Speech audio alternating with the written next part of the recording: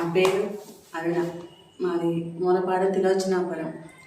అయితే మేమిద్దరం ఆడపిల్ల మా అమ్మకి.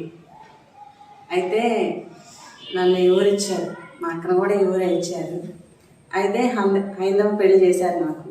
అయితే అనుకోని రీతిగా నాకు మా మగబిడ్డ పుట్టాడు. పుట్టిన తర్వాత సంవత్సరానికి నా హస్బెండ్ చనిపోయాడు. చనిపోతే చిన్నబాబు కడుపులోనే ఉన్నాడు. పెద్ద బాబు సంవత్సరం బాబు, చిన్నబాబు కడుపులోనే ఉన్నాడు. అయితే అనుకోని పరిస్థితులను బట్టి చిన్న వయసులో నా భర్త చనిపోయాడు. నా భర్త చనిపోయినప్పుడు చిన్నబాబు కడుపులోనే ఉన్నాడు, 9వ నెల.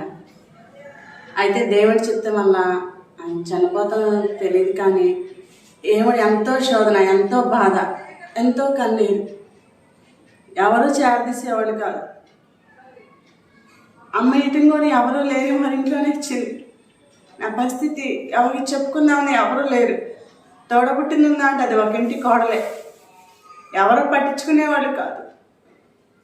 ఇరుగు పొరుగు వారు కూడా చిన్న వయసులో నేను విధవనయ్యానని ఎవరు మాట్లాడేవాళ్ళు కాదు. ఆ స్థితిలో నేను దేవుణ్ణి నమ్ముకున్నాను. తండ్రి, నేను తెలిసి చేశానో తెలియక చేశానో నాకైతే తెలియదు. చిన్నతనంలో నేను విధవనయ్యాను. నాకు పెళ్ళంటే ఏంటో తెలియదు, పిల్లలంటే ఏంటో తెలియదు. 15 సంవత్సరాలకు వచ్చేసరికి నా జీవితం అంతా ముగిసిపోయింది. నేనేం చేయాలి, నాకు ఎవరూ లేరు అని చాలా బాధపడ్డాను. మా అమ్మ అనుకుంది పెళ్లి చేసేటప్పుడు నా వాళ్ళు అందరూ ఉన్నారు కానీ నా పిల్లల్ని ఆదుకుంటారులే అనుకొని ఇచ్చింది ఊరు. కానీ ఎవరు మమ్మల్ని ఆదరించలేదు. ఏసై అంటే ఎవరో చెప్తుంటే విన్నాను. అప్పుడప్పుడు దైవజనులు మా మధ్యలోకి వస్తుంటే మోషే గారిని నేను చూసి దైవజనులు మా ఇంటికి వచ్చి కూడా ప్రార్థన చేసేవాడు. ప్రార్థన చేస్తామంటే నాకు ఒక విశ్వాసం కలిగింది. ఈ లోకంలో ఎవరు పట్టించుకోకపోయినా ఏసై పట్టించుకుంటాడని అంటున్నారు కదా, ఒక్కసారి నేను దేవుడిని నమ్ముకుంటాను, ఆయన కార్యం చేస్తాడని. ఇక మా హస్బెండ్ చనిపోయి నెల అయిపోయిన తర్వాత ఇక చిన్నబాబు డెలివరీ టైం, నొప్పులు స్టార్ట్ అయ్యాయి. పుట్టింటిని కూడా వెళ్ళే పరిస్థితి లేదు. అప్పుడు మా హస్బెండ్ చనిపోయాడు.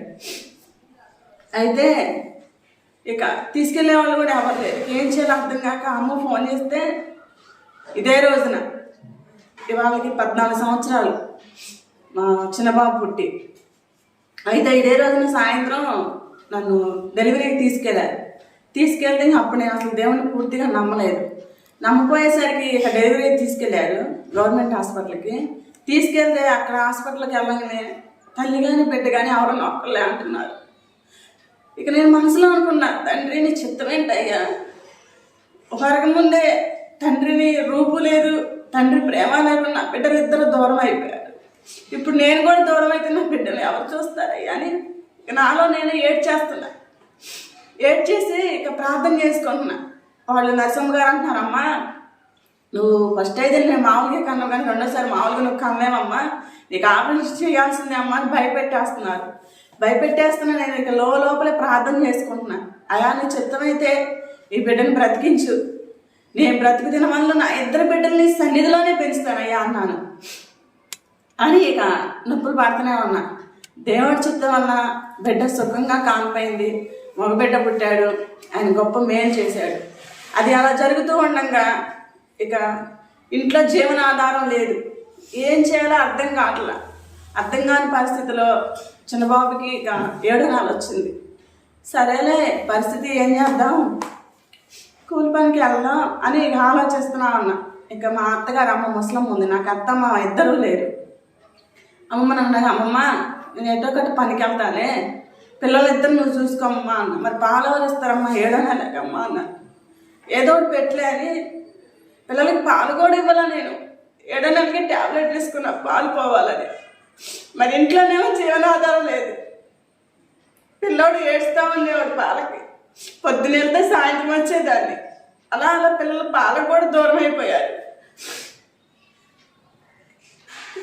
అన్నిటికీ దేవుడేవాళ్ళకి ప్రార్థన చేసుకుంటా ఉన్నా. ముందు అమ్మమ్మ రక్షణ పొందింది. ఇక రక్షణ పొందిన తర్వాత ఇక నేను కూడా చిన్నగా మందిరానికి అయితే వస్తున్నా కానీ రక్షణ లేదు నాలో. అప్పుడు దైవదాసులు అన్నారు, రక్షణ పొందాలి, దేవుడు రాక సమయం ఎన్నో చెప్పారు. అయినా వస్తా ఉన్నా వెళ్తానా, రక్షణ పొందలేదు. ఎన్ని స్థితిలో ఎన్ని బాధలైనా సరే, ఇంట్లో జరగని పరిస్థితిలో తిండి తిన్న పరిస్థితిలో ఉన్నప్పుడు కూడా మోషే గారు అప్పుడప్పుడు అమ్మగారు తెలియకోకుండా కూడా మాకు డబ్బులు ఇచ్చేవాడు, బియ్యం ఇచ్చేవాడు. ఈనాడు నేను ఈ స్థితిలో ఉన్నామంటే దైవదాన చిత్తమే అది. మోషే గారు చేయిస్తాను ఆ రాజు ఇవ్వటాన్ని మేము బ్రతికి ఉన్నాం. కానీ నేను దేవుని రక్షణ రక్షణ నేను అసలు ఎలా పొందానంటే, చిన్న బాబుకి సంవత్సరం వచ్చింది, పెద్ద అబ్బాయికి 2 సంవత్సరాలు వచ్చినాయి. నాకు బాగా కడుపులో నొప్పి వస్తుంది. కడుపులో నొప్పి వస్తుంటే ఇక ఎంతమంది డాక్టర్ దగ్గరికి వెళ్ళినా, కొంతమంది డాక్టర్లు ఏమో 24 గంటలు కడుపులో నొప్పి అంటున్నారు, కొంతమంది ఏమో గర్భసంచిలో ఇన్ఫెక్షన్ అంటున్నారు. దాదాపు 2 సంవత్సరాలు నేను మందులు మింగినా నాకు కడుపులో నొప్పి తగ్గట్లా. 2 సంవత్సరాల మందిరానికి రక్షణ లేకుండా వస్తున్నా. అయితే ఇక అమ్మ వాళ్ళ ఇంటికి వెళ్ళిపోతే అక్కడ 2 నెలలు ఉండి అక్కడే మందులు ఆడుతున్నా. మా వదిన వాళ్ళు చూటిపోటున అంటూనే ఉన్నారు, ఇది చిన్న వయసులోనే ఎలా చేసుకుంది, ఎలా జరిగింది, ఎవరికైనా అంతే కదా, చిన్న వయసులో విధము అంటే ఎవరికైనా లోకమే, ఈ సమాజం గుర్తించదు మనుషుల్ని అని ఇక ప్రార్థన చేసుకుంటా ఉన్నా.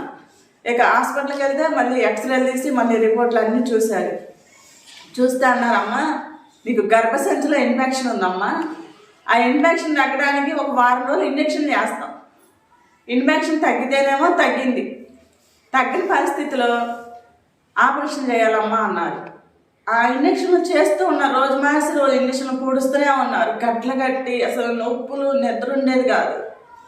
అయితే ఇక నొప్పులు తగ్గట్లేదు అనేసరికి డాక్టర్ గారు అన్నారు, అమ్మ మరి నీకు నొప్పి తగ్గట్లేదు కదా, మరి గర్భసంచి తీయించుకుంటాం అమ్మ అన్నారు. మా అమ్మ మరి చిన్న వయసు కదండి, పట్టుమంటూ 19 ఏళ్ళు కూడా లేవు, ఇప్పుడే గర్భసంచి తీస్తే ఎలాగండి అని అన్నారు. అంటే ఇక మా అమ్మ కూడా వద్దండి అన్న, కాదమ్మా ఈ అమ్మాయి ఇక ఉండే కొద్దిగా ఎక్కువ అయింది నొప్పి, ఇన్ఫెక్షన్ తగ్గట్లేదు, ఏం చేద్దామమ్మా అన్నారు. సరేనండి మరి మీకు ఎలా అనుకోండి అలా చేయండి అన్నారు. ఇక రేపే ఆపరేషన్.